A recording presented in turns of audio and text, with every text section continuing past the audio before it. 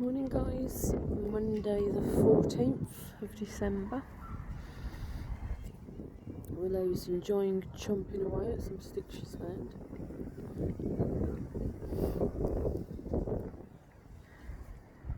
Sort of reflecting on delivering the coping with change course. I was just thinking about some of the things that people had shared and what some of the moments I suppose that sort of stuck out for me or stuck with me. And one guy was talking about how he'd always been treated as thick or stupid because of his dyslexia, but actually some of the things he shared and some of the knowledge he had, talking about immune systems and stem cells and all sorts of things. It was like, this guy is actually very well read.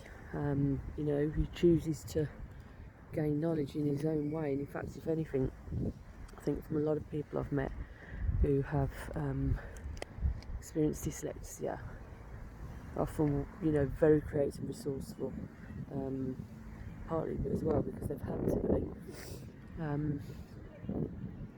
also because it enables the brain to learn and think a bit differently, and also the same sort of individual was talking about one point the challenge and the pain of having lost a very close friend a number of years ago to suicide, and how I think he continued to beat himself up over the fact that he hadn't been able to perhaps stop his friend from doing that. But not only that, I think he felt that because he was in such a lot of pain trying to deal with that, he was very aware that he didn't feel he'd been a good enough father, and so felt that made him a failure, and we sort of explored that. And I said to him, there's no rule, but there's nothing that says because you experience an immense amount of pain with this loss, that therefore that means you've still got to be able to be a good enough, perfect father for your children. You are, and you were going through a very, very painful, difficult time. You did what you needed to do for your children at the time within the capacity that you had, while you were still struggling with dealing with a very difficult loss of a friend, particularly through suicide as well. Brings up all sorts of very difficult feelings and emotions around anger and guilt and so forth. Then there was another individual on the course who she'd come out of an abusive relationship that she'd been in for quite a long time. It had left a very really lacking confidence and self-esteem, and she was saying that she was taking more confidence from the course, particularly doing the affirmations that we'd been looking at, and how to create more powerful ones that we talked about, the importance of the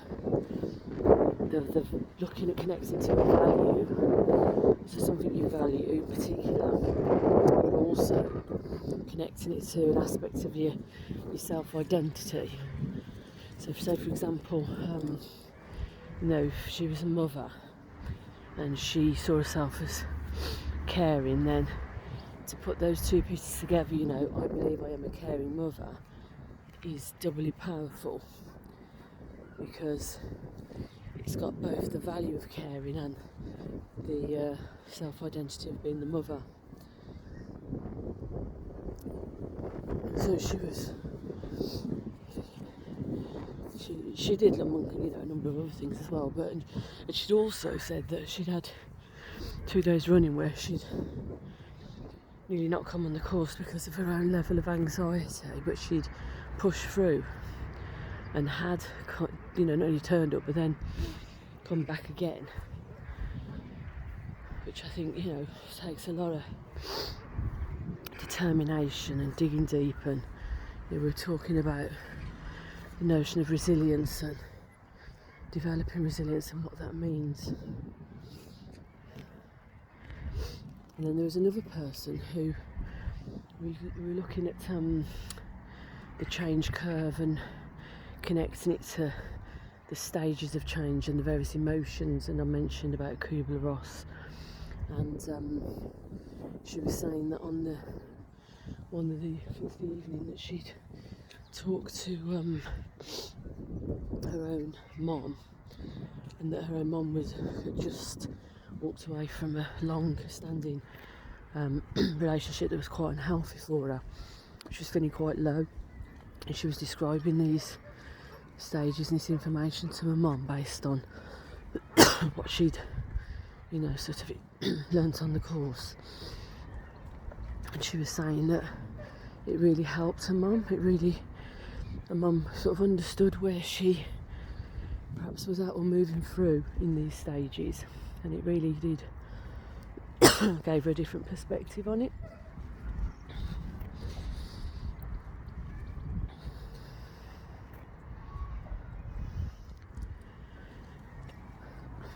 So it's there's just, I suppose, I feel really privileged, and I meet people who've got that much that they've experienced and they're going through, and talking about dealing with change and resilience, and they're still there. Do you know what I mean? They're still digging deep. They're still going, well, I'm going to do what it takes to get me through and help me deal with these challenges that they've faced. Some people have experienced quite severe trauma at an early age.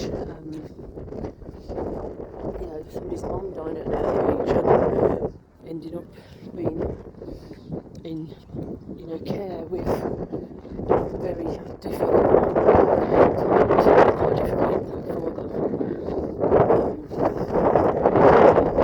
Somebody else whose own mum had mental health issues, and they'd sort of ended up in addiction for a number of years, and we're now going through recovery, but it's not been easy for them. She was now at a point where she was able to help others. She was able to sort of be inspiring. She was using her own experiences to help other younger people as well, which was, really just a brilliant thing to be able to see.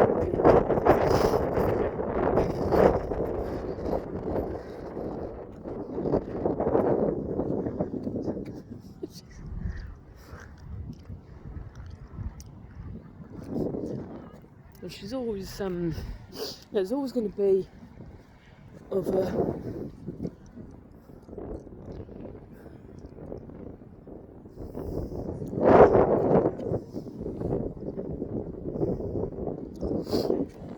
there's always going to be other people that are going to have, challenges, difficult times, and well, bring your ball. It might be one of those people. There might be a number of traumas and challenges people experience, but it's the being in it and with it and learning how to get through and still come out with some sense of determination and belief underneath, and that sense of gaining from a very difficult time and still being able to feel there's a sense of purpose and light, if you like, at the end of a tunnel.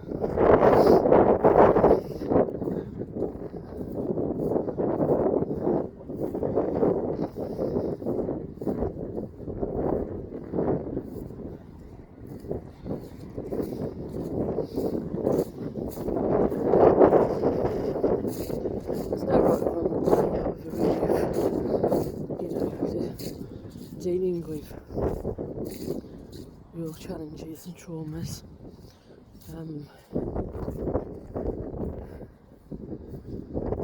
just finding the right space and the right help, the right people that can enable you to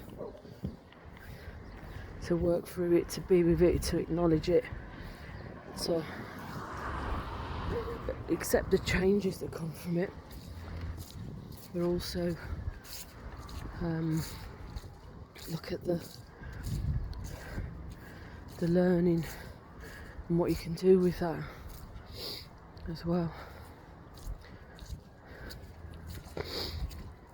So on that note, guys, I'm gonna leave you. Have the rest of a great Monday, and speak to you later. Well, bye.